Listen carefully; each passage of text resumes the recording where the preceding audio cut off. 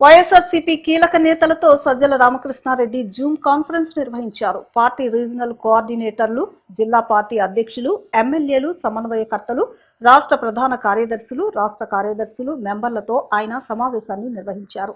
ఈ సందర్భంగా సజ్జల రామకృష్ణారెడ్డి మాట్లాడుతూ ఓటర్ల జాబితా సవరణపై మరింత అప్రమత్తంగా ఉండాలని, 175 అసెంబ్లీ నియోజకవర్గ సమన్వయకర్తలు దీనిపై మరింత అవగాహన పెంచుకోవాలని సూచించారు. అందుకు అవసరమైన టెక్నికల్ నాలెడ్జ్ను పెంచుకోవాలని సూచించారు. ఎస్ఐఆర్ పేరుతో ఇటీవల జరిగిన ఎన్నికల్లో ఒక్కో రాష్ట్రంలో 90 లక్షలకు పైగా తొలగించడం జరిగిందని, వైఎస్ఆర్సీపీ ఓటర్లు, సానుభూతి పరుల ఓట్ల విషయంలో జాగ్రత్తగా ఉండాలని, ఒకసారి ఓటు తొలగిస్తే తిరిగి చేర్చడం ఇబ్బందికరమని సజ్జల పేర్కొన్నారు. వైఎస్ఆర్సీపీ ఓటర్లపై చంద్రబాబు, ఆయన టీం ప్రత్యేకంగా దృష్టి పెట్టారు. బిఎల్ఏలపై తీవ్ర ఒత్తిడి ఉంటుందని, కావున వైఎస్ఆర్సీపీ తరపున ఉండే బిఎల్ఏలు కూడా సమర్థుడై బిఎల్ఓతో సమన్వయం చేసుకోవాలని చెప్పారు. ఎస్ఐఆర్ను అవకాశంగా తీసుకుని వైసీపీ సానుభూతి పరులు ఓటర్లను కాపాడుకోవాలని తెలిపారు. బిఎల్ఏలు ఇప్పటికే మ్యాపింగ్ చేశారు. కావున ఏర్పాటు చేసుకున్న బిఎల్ఏలు కూడా అందుకు సన్నద్ధంగా ఉండాలని, ఎస్ఐఆర్ మొదలయ్యేలోగా అందుకు అవసరమైన విధంగా సిద్ధంగా ఉండాలని, బిఎల్ఏలు సాంకేతిక పరంగా ఎక్స్పర్ట్స్ అయి ఉండి అందరితో సమన్వయం చేసుకోవాలని పార్టీ కేంద్ర కార్యాలయంలో ప్రత్యేక కంట్రోల్ రూమ్ సిద్ధంగా ఉంటుందని చెప్పారు. ఈ ఏడాది మే 15 నుంచే రైతులకు సాగునీరు అందించనున్న దృష్ట్యా రాష్ట్రంలో వేగంగా విత్తన సరఫరా చేయాలని ముఖ్యమంత్రి చంద్రబాబు నాయుడు వ్యవసాయ శాఖకు దిశానిర్దేశం చేశారు.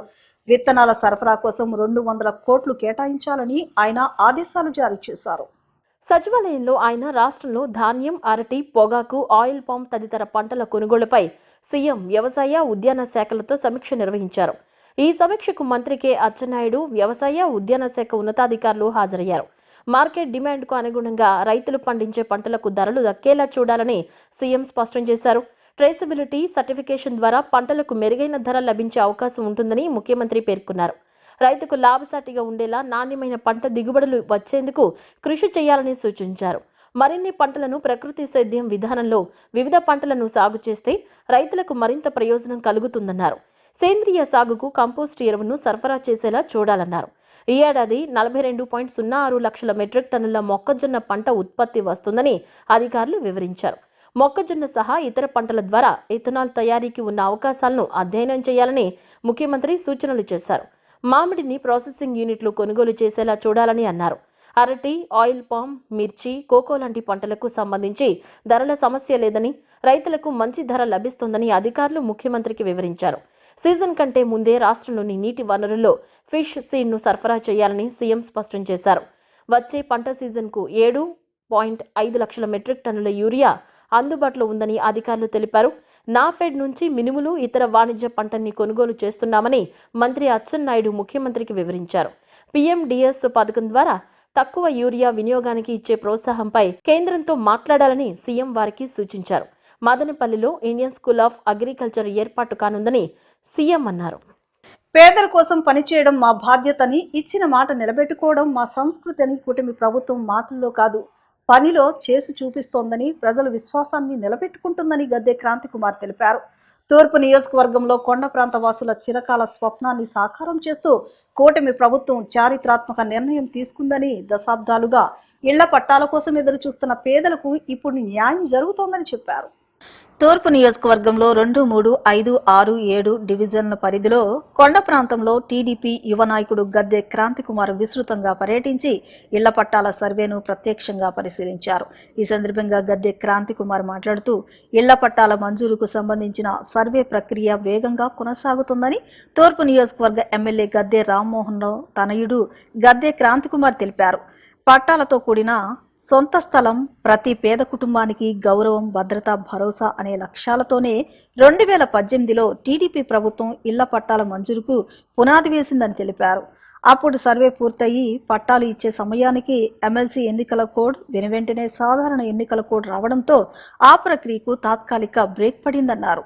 తర్వాత అధికారంలోకి వచ్చిన వైసీపీ ప్రభుత్వం పేదల ఆశలను పూర్తిగా విస్మరించి ఇళ్ల పట్టాల ప్రక్రియను నిలిపివేసి 5 సంవత్సరాల పాటు ఎటువంటి పురోగతి లేకుండా పేదలను నిరాశలో ముంచెత్తిందన్నారు. ఇప్పుడు కూటమి ప్రభుత్వం మాట నిలబెట్టుకుంటూ ఆగిపోయిన ప్రక్రియను తిరిగి ప్రారంభించడంతో కొండ ప్రాంతాలు, ప్రభుత్వ భూముల్లో నివసిస్తున్న వేలాది కుటుంబాలకు ఇది గొప్ప అవకాశం దక్కిందని అన్నారు. సర్వే పూర్తయ్యాక ఇళ్ల పట్టాల మంజూరు ద్వారా వారికి చట్టబద్ధ హక్కులు లభించనున్నాయని, ఇళ్ల పట్టాలు అంటే కేవలం భూమి కాదని, అది ఒక కుటుంబానికి ఆత్మగౌరవం, ఆర్థిక భద్రత, బ్యాంకు రుణాల అవకాశం, పిల్లల భవిష్యత్తుకు బలమైన పునాదులన్నారు. ఈ నిర్ణయం పేదల జీవితాలను మార్చే దిశగా విప్లవాత్మక అడుగని అన్నారు. సర్వే సమయంలో ప్రజలు పూర్తి సహకారం అందించాలని కోరారు. ఇళ్ల పట్టాల సర్వే అనేది విజయవాడ తూర్పు ప్రజలకు ఒక శుభవార్త. పేద ప్రజల కలలు నెరవేర్చే దిశగా కూటమి ప్రభుత్వం ఇవాళ పయనిస్తోంది. 2018లోనే ఈ ఇళ్ల పట్టాల సర్వేకి అంతా ఏర్పాటు చేసిన కూటమి ప్రభుత్వం అప్పుడు అనుకోకుండా ఎలక్షన్ నోటిఫికేషన్లు రావటం వలన, దాని తర్వాత ఎమ్మెల్సీ ఎలక్షన్లు, దాని తర్వాత ఇమీడియట్ గా కాన్స్టిట్యున్సీ ఎలక్షన్స్ రావటం వలన మధ్యలో బ్రేక్ పడింది. తర్వాత ప్రభుత్వం మారి 5 ఏళ్లుగా ఆ పట్టాల సంగతి అనేది పక్కన పెట్టడం జరిగింది. ఇప్పుడు మళ్ళీ మొన్న 24లో కూటమి ప్రభుత్వం వచ్చాక ఇప్పుడు మళ్ళీ ఆ కళను నెరవేర్చే దిశగా మళ్ళీ ఆ ప్రతిజ్ఞను నెరవేర్చాలని ఇప్పుడు ముందుకొచ్చి అంతా పెద్ద దిశగా ఇక్కడ సర్వే చేయటం అనేది జరుగుతూ ఉంది. దాని తర్వాత అందరికీ కూడా, అర్హులందరికీ కూడా ఇళ్ల పట్టాలు ఇవ్వటం జరుగుతుంది. ఇవాళ నేను పిలిపించేది ఏంటంటే, ప్రజలందరూ కూడా ముందుకొచ్చి వారి డాక్యుమెంట్స్ కానీ వారి ఇన్ఫర్మేషన్ కానీ రెడీగా పెట్టుకుని దీనికి మన విఆర్ఓ స్టాఫ్ కి అందరికీ కూడా సహకరించాలని కోరుకుంటున్నాను. ఇళ్ల పట్టాలనేది, సొంత ఇళ్ల పట్టాలనేది చేతికొస్తే అందరికీ కూడా బ్యాంక్ లోన్లు వస్తాయి. అలాగే పిల్లల పెళ్లిళ్లకు కూడా ఉపయోగపడే అవకాశాలు ఉంటాయి. సో అందరూ కూడా దీన్ని ఒక అవకాశంగా తీసుకుని తప్పకుండా ముందుకు రావాలి. అలాగే తెలుగుదేశం ప్రభుత్వం కానీ, కూటమి ప్రభుత్వం కానీ ఎప్పుడూ కూడా చేసిన ప్రతిజ్ఞని నెరవేర్చుకుంటారని ఈ దిశగా చెప్తూ, అలాగే ప్రజలందరికీ కూడా, అందరూ ప్రతి డివిజన్లో కొండ చుట్టూతో ఉన్న ప్రజలందరూ కూడా తప్పకుండా వారి డివిజన్ ప్రెసిడెంట్లు కానీ, లేకపోతే వాళ్ళ సమీపంలో ఉన్న విఆర్ఓలు కానీ, ఎంఆర్ఓలు కానీ అందరినీ కూడా కలిసి వారి అప్లికేషన్లు కూడా ఇవ్వాలి. అలాగే ఇంటింటికి కూడా అందరూ రావటం జరుగుతూ ఉంది. ప్లీజ్ ఎవరు టైం వేస్ట్ చేయకుండా అందరూ కూడా ముందుకొచ్చి ఈ సర్వేకు సహకారం చేయాలని కోరుకుంటూ సెలవు తీసుకుంటున్నాను. జిల్లాలోని గ్రంథాలయాలను డిజిటల్ నాలెడ్జ్ సెంటర్లుగా తీర్చిదిద్ది పూర్వ వైభవాన్ని తీసుకొస్తామని జిల్లా గ్రంథాలయ సంస్థ చైర్మన్ ఎంఎస్ బేగ్ పేర్కొన్నారు. గ్రంథాలయ సంస్థ చైర్మన్ నగరంలోని జిల్లా గ్రంథాలయ సంస్థ కార్యాలయంలో తొలిసారిగా ఏర్పాటు చేసిన సర్వసభ్య సమావేశంలో పాల్గొని పలు అంశాలపై చర్చించి నిర్ణయం తీసుకున్నారు. ఈ సందర్భంగా గ్రంథాలయ సంస్థ 2026-27 ఆర్థిక సంవత్సరానికి అవసరమైన 17 కోట్ల రూపాయల బడ్జెట్ అంచనాల ప్రతిపాదనలను కమిటీ చర్చించిన పిదప ఆమోద నిమిత్తం ఆ ప్రతిపాదనలను పౌర గ్రంథాలయ శాఖ సంచాలకుల వారికి పంపుటకు కమిటీ నిర్ణయం తీసుకుంది. శాఖ గ్రంథాలయ భవనాలకు రంగులు వెలిసిపోయినందున అవసరమగు గ్రంథాలయ భవనాలకు రంగులు వేసేందుకు కమిటీ నిర్ణయం తీసుకుంది. బంటుమిల్లి గ్రామంలో శాఖ గ్రంథాలయ నిర్మాణం కోసం దాతలు కొమ్మారెడ్డి బ్రదర్స్ ఇచ్చిన స్థలం రిజిస్ట్రేషన్ కోసం 1,50,000 రూపాయలు ఖర్చు చేయుటకు కమిటీ తీర్మానించింది. ప్రతి శాఖ గ్రంథాలయానికి 2 సీసీ కెమెరాలు, 1 కంప్యూటర్ సమకూర్చుకున్నటకు నిధులు కేటాయించేందుకు కమిటీ తీర్మానం చేసింది. గ్రంథాలయ సంస్థ పరిధిలోని శాఖ గ్రంథాలయాల్లో డిజిటలైజేషన్లో భాగంగా కంప్యూటర్స్ నిర్వహించుటకు కంప్యూటర్ ఆపరేటర్ను ఏర్పాటు చేయుటకు కమిటీ నిర్ణయం తీసుకుంది. శాఖ గ్రంథాలయాలను ఆధునీకరించుట కోసం 5 లక్షల రూపాయల లోపు పనులకు సంస్థ తీర్మానంతో నామినేషన్ పద్ధతిపై జిల్లా స్థాయిలోని నిర్ణయం తీసుకోవడం జరిగింది. సంస్థ పరిధిలోని శాఖ గ్రంథాలయాలకు ఆస్తి పన్ను తొలగింపు కోసం ప్రభుత్వానికి ప్రతిపాదనలు పంపేందుకు కమిటీ తీర్మానం చేసింది. శాఖ గ్రంథాలయంలోని జీర్ణించిన చదువుకు పనికిరాని పరీక్షల పుస్తకాలను తొలగించుటకు కమిటీ తీర్మానించింది. శాఖ గ్రంథాలయాలకు ప్రభుత్వ పాఠశాల మాదిరిగా ఉచిత విద్యుత్ సౌకర్యం కల్పించుటకు సంబంధిత శాఖ అధికారులకు ప్రతిపాదనలు పంపాలని కమిటీ తీర్మానించింది. గ్రంథాలయ సంస్థ పరిధిలోని 19 శాఖ గ్రంథాలయాలకు 1 నుంచి 10వ తరగతి వరకు పాఠ్యపుస్తకాలు ఉచితంగా అందజేయుటకు పాఠశాల విద్యాశాఖకు ప్రతిపాదనలు పంపాలని కమిటీ నిర్ణయం తీసుకుంది.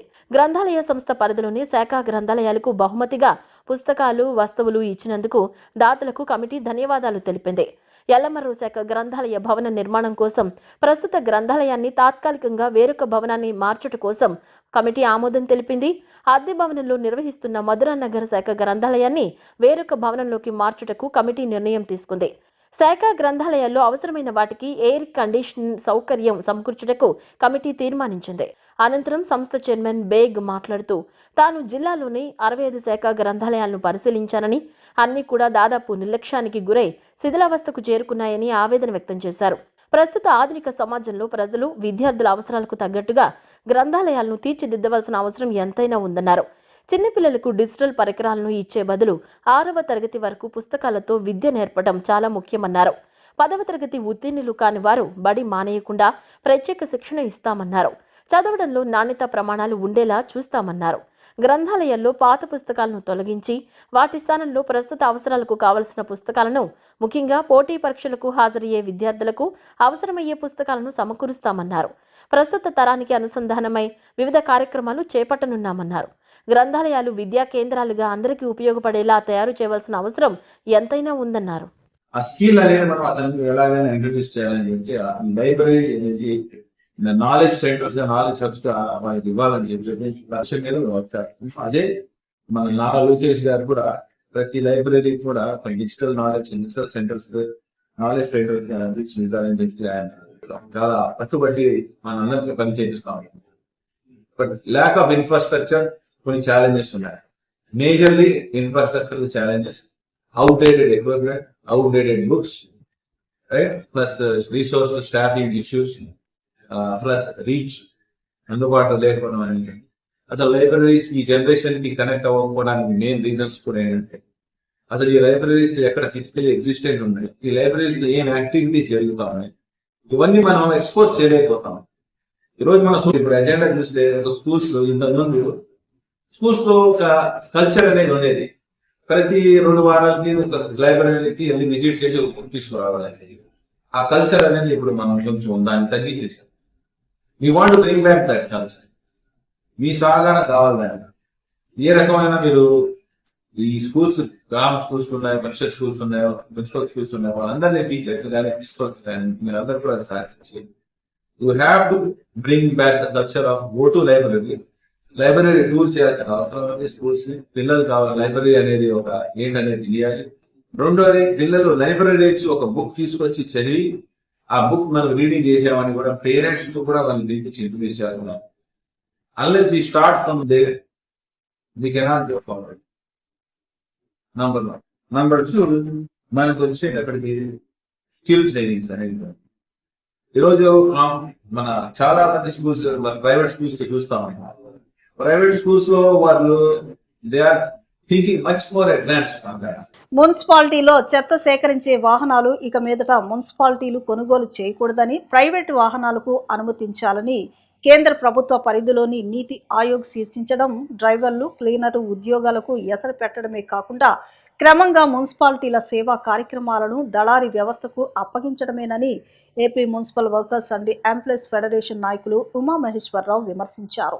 ఈ మేరకు గుంటూరు జిల్లా రాయపూడిలో గల సిఆర్డీఏలో CMDMA doctor P Sampath Kumar ను కలిసి మున్సిపల్ ఫెడరేషన్ రాష్ట్ర నాయకత్వం మున్సిపాలిటీలే చెత్త సేకరించి తరలించి వాహనాలను కొనుగోలు చేసి నిర్వహించాలని కోరుతూ వినతి పత్రాన్ని అందజేశారు. ఈ సందర్భంగా డిఎంఏ మాట్లాడుతూ నీతి ఆయోగ్ సూచనల మేరకు మున్సిపాలిటీ వాహనాల లైఫ్ 3.5 సంవత్సరాలు మాత్రమే ఉంటుందని, అదే ప్రైవేటు వాహనాల లైఫ్ 9 ఏళ్లుగా ఉంటుందని తెలిపారు.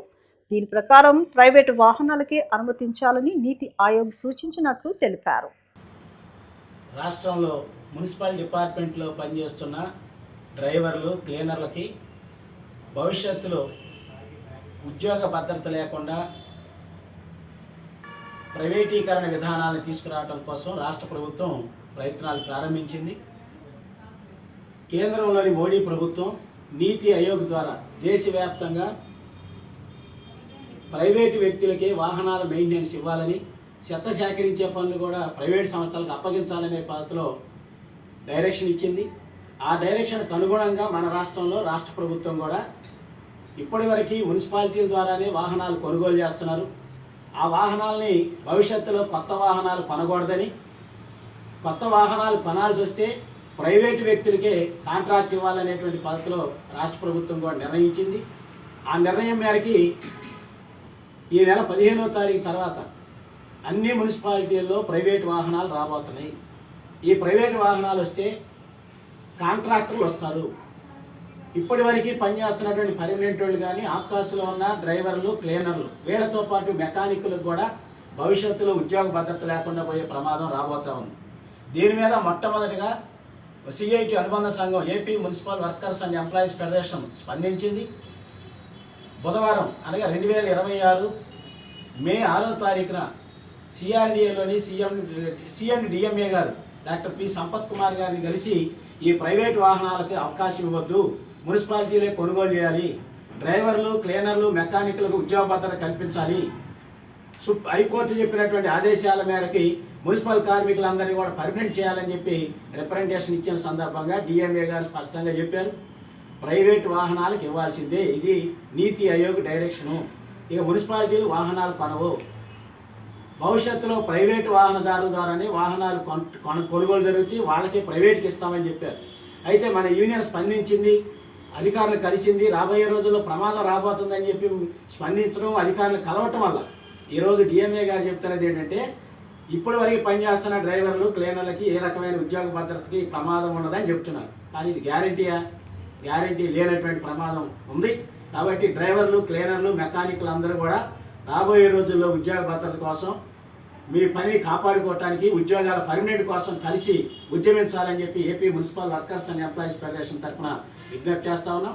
అధికారంలోకి రాగానే మంచి పీఆర్సీ ఇస్తాం, 30% తగ్గకుండా ఐఆర్ ఇస్తాం, డిఏ బకాయిలు చెల్లిస్తామంటూ ఎన్నికలకు ముందు ఉద్యోగ ఉపాధ్యాయులకు చంద్రబాబు కూటమి మాయమాటలు చెప్పిందని ఉద్యోగ ఉపాధ్యాయ వర్గాలు మండిపడ్డాయి.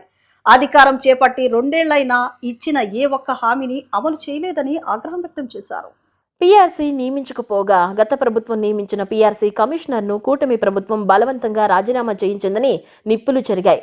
ఉద్యోగులకు చంద్రబాబు ప్రభుత్వం ఇచ్చిన హామీలు అమలు చేయాలని డిమాండ్ చేస్తూ విజయవాడ అలంకార సెంటర్లోని ధర్నా చౌక్లో వైఎస్ఆర్ టీచర్స్ అసోసియేషన్ ఆధ్వర్యంలో మహాధర్నా జరిగింది. వైఎస్ఆర్సీపీ ఎమ్మెల్సీలు మద్దతు పలికారు.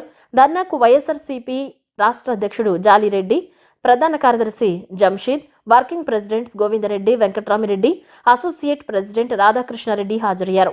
ఈ సందర్భంగా వక్తలు మాట్లాడుతూ చంద్రబాబు సర్కార్ మోసాలపై ధ్వజమెత్తారు.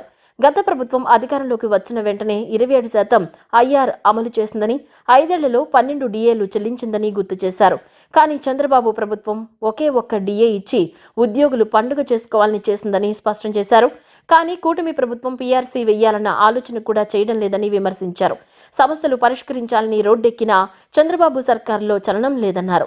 2 ఏళ్లలో ఐఆర్ ప్రకటించకపోవడంతో ఒక్కో ఉద్యోగి 2.40 లక్షల వరకు నష్టపోయారని ఆవేదన వ్యక్తం చేశారు. ఆ పోరాట ఫలితంగా మనకి ప్రభుత్వం దిగి వచ్చేటువంటి అవకాశం ఉంది. ఇంతేకాకుండా మనం వైఎస్ఆర్టీఏ ఆధ్వర్యంలోనే కాకుండా రాబోయే రోజుల్లో సంఘటితంగా అన్ని సంఘాలు కలిపి ఊపెత్తున ఈ విజయవాడను బద్దలు కొడితే తప్ప ప్రభుత్వము మన యొక్క ఉనికిని ఏమాత్రం కూడా వాళ్ళు గుర్తించడం లేదు. కాబట్టి ప్రభుత్వాన్ని డిమాండ్ చేస్తున్నా, ఉద్యోగులకు రావాల్సినటువంటి అన్ని అంశాలు వేతన సవరణ పిఆర్సీ కమిటీ వేయాలి, తొందరగా పిఆర్సీని పూర్తి చేసి పిఆర్సీ కావాల్సినటువంటి అవసరం ఇవ్వాల్సినటువంటి అవసరం ఎంతైనా ఉంది. అలాగే దాదాపు 4 డిఏలు పెండింగ్ ఉన్నాయి. 4 డిఏలు పెండింగ్ ఉన్న 4 డిఏలు వెంటనే చెల్లించాలా. అలాగే ఐఆర్ వెంటనే ప్రకటించి రాబోయేటువంటి రోజుల్లో ఉపాధ్యాయులకు ఏవైతే రావాల్సిన బకాయిలన్నీ ఏవైతే ఉన్నాయో ఆ బకాయిలన్నింటినీ కూడా చెల్లించాల్సినటువంటి బాధ్యత ప్రభుత్వం మీద ఉంది. ప్రభుత్వం నిమ్మక నీరెత్తినట్లు ఉంటే ఏమాత్రం పట్టించుకోకుండా ఉద్యోగులకు సంబంధించినటువంటి అంశాలు ఏమాత్రం పట్టించుకోవడం లేదు. కానీ వాళ్ళు మాత్రము ప్రభుత్వం కోట్ల అప్పులు చేస్తాను కానీ ఏమాత్రం మనకు ఇవ్వడం లేదు. వార్తలు ముగించే ముందు ముఖ్యాంశాలు మరొకసారి.